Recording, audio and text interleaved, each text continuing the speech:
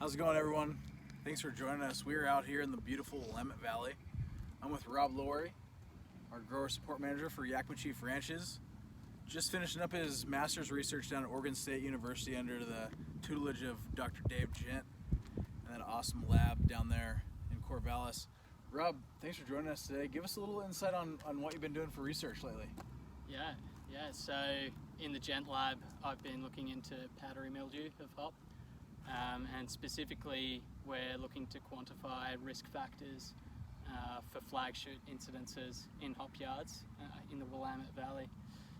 So we're looking into things like yard age, cultivar susceptibility, pruning type, pruning method, and so on, and trying to paint a really good area-wide picture of how outbreaks initiate in the Oregon growing region.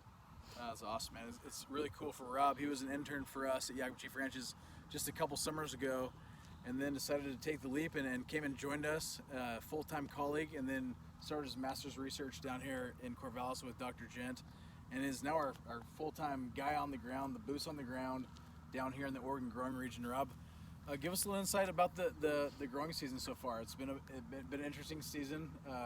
What are your insights so far on the growing season?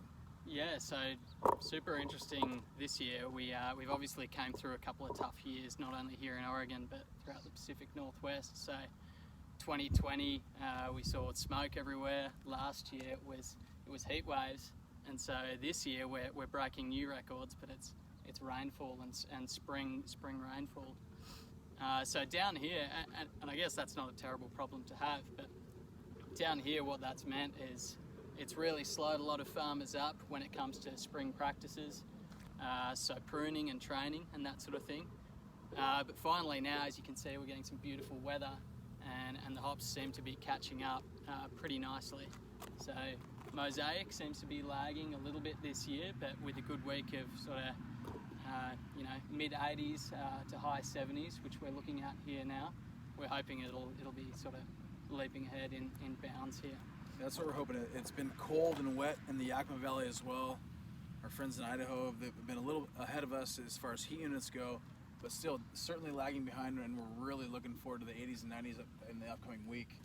At this point, we're hoping at this point we're hitting the solstice yesterday.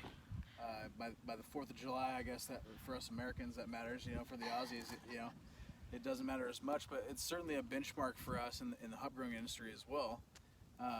We're looking for the heat to really keep pushing these plants up and get through that vegetative state before they start to flower. So what are you seeing as far as flowering goes out there, variety specific? Yeah, so I think it's been actually quite a kind year on Citra and Simcoe specifically. We're starting to see some bloom out there now in both of those cultivars. You can see a pretty strong, vigorous Citra yard behind us there.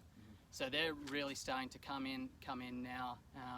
So we're out there with our interns, getting the roguing done, looking for males, looking for off types. It's prime time for that. So yeah. Absolutely. Well, Rob, appreciate your time. I know you're a busy guy, and I'll let you get back to it. We'll start walking some rows, and we'll see you in Yakima when we get back. Cheers, y'all. Sounds good.